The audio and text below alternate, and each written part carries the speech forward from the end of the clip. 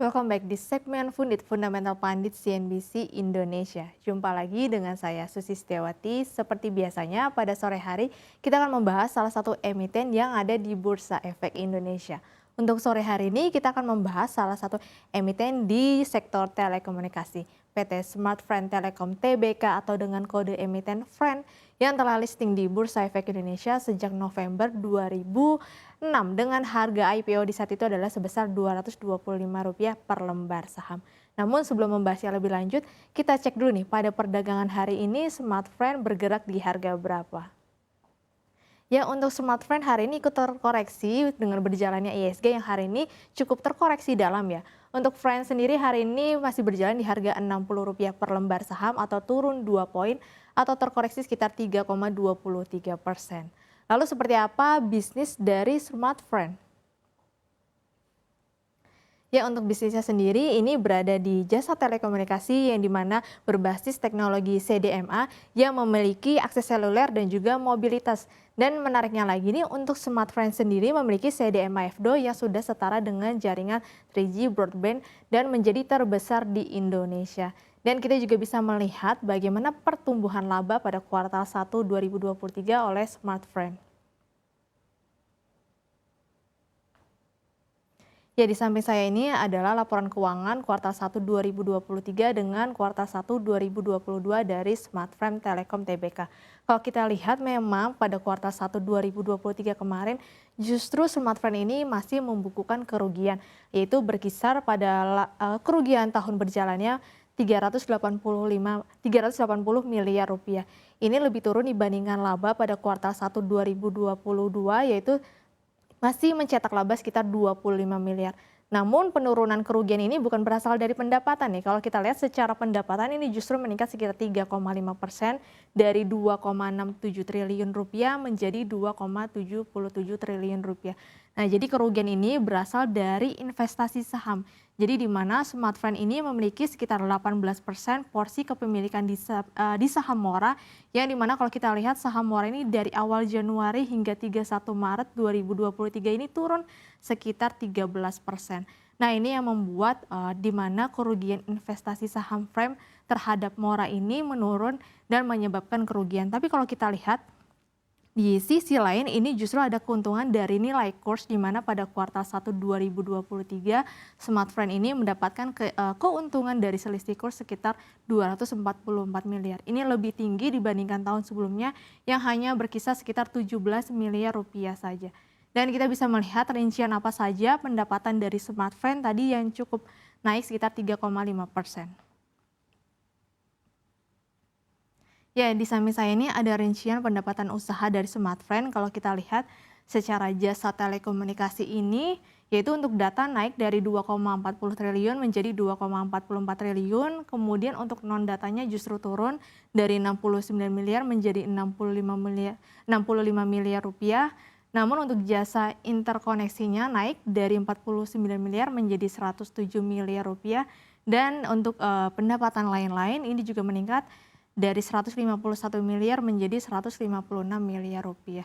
Jadi kalau kita lihat secara pendapatan ini naik sekitar 3,5% dan di mana di kuartal 2 2023 nanti diprediksi untuk pendapatan Smart Friend ini bisa lebih meningkat nih. Nah, kenapa nih bisa lebih meningkat? Jadi kalau kita lihat kemarin kan ada lebaran dan juga liburan cukup panjang, di mana biasanya untuk masyarakat Indonesia ini mengirimkan pesan atau untuk bertukar pesan pada saat momen lebaran dan juga banyak menggunakan paket data saat libur panjang. Nah, ini yang berefek pada kuartal 2 2023 nanti Smart Friend akan mendapatkan peningkatan pendapatan dari jasa telekomunikasi berupa paket data. Dan selanjutnya kita bisa melihat natur bisnis dari Smart Friend Business. Ya, jadi natur bisnis dari Smart Friend Business walaupun secara niche customer berbeda tapi kurang lebih mirip dengan IT consulting providers, di mana memang hal yang paling menyebalkan di bisnis ini adalah sales cycle yang cukup panjang.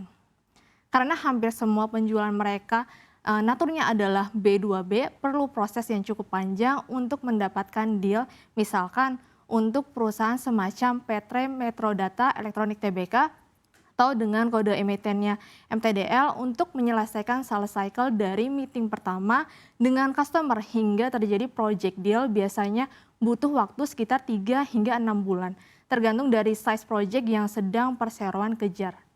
Nah, inilah tantangan dari penyedia jasa teknologi untuk B2B tadi ya. Tapi ketika terjadi deal, maka biasanya pelanggan akan cukup loyal menggunakan produk tersebut untuk sekian waktu hingga satu titik dirasa perlu pergantian ke sistem yang lebih advance lagi untuk memenuhi bisnis mereka yang tambah kompleks. Tapi dalam rentan waktu tersebut, penyedia jasa akan bisa melakukan proyeksi pendapatan terutama dari recurring business mereka. Ya, ini termasuk sisi positifnya. Maka menjadi hal yang sebenarnya wajar ketika kuartal 1 dan kuartal 2 2023 untuk segmen ini umumnya tidak terlalu bagus ya. Tapi nanti ketika kuartal 3 dan kuartal 4 baru akan ada peningkatan penjualan. Seiring juga para perusahaan harus mulai ngebut nih menghabiskan budget IT pada periode tersebut. Mungkin para investor dari MTDL menyadari pattern ini menjadi memang terjadi neto dari penyedia jasa IT. Jadi peningkatan sales pada kuartal 1 2023 Smartfren yang hanya sebesar 3% untuk segmen jasa lain-lain di mana Smartfren bisnis berada di dalamnya sebenarnya belum bisa terlihat jelas potensi pertumbuhan Smartfren bisnis di tahun 2023 ini. Nah, mari kita lihat apakah kuartal ini atau kuartal 3 2023 nanti akan ada peningkatan penjualan yang berarti di segmen ini atau tidak. Namun melihat prospek dari Smartfren pada kuartal 3 2023 diprediksi akan ada peningkatan berarti di segmen ini kelak. Dan untuk selanjutnya kita bisa melihat prospek bisnis dari Smartfren. Ya, jadi di sini untuk prospek bisnisnya ada dua ya. Untuk yang pertama, Smartfren akan menganggarkan belanja modal atau capex sekitar 200 juta US dollar atau setara 3 triliun di tahun 2023. Nah, dana tersebut akan digunakan untuk optimalisasi dan pembangunan jaringan dengan memperbanyak dan melakukan pemerataan titik point of interest.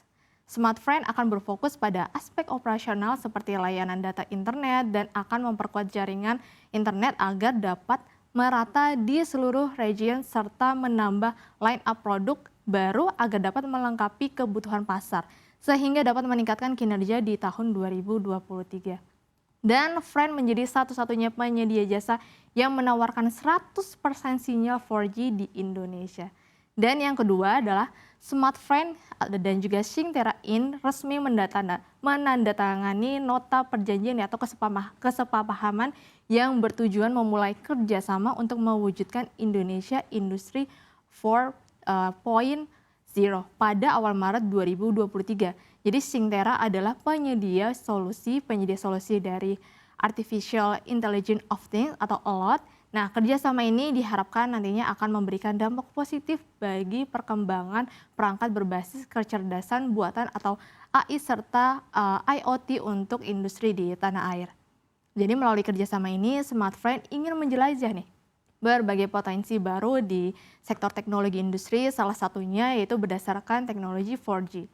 Proyek dengan Oki Mills ini merupakan awal langkah untuk menunjukkan proses dari otomatisasi operasional yang dapat meningkatkan kinerja serta produktivitas perusahaan atau bisnis.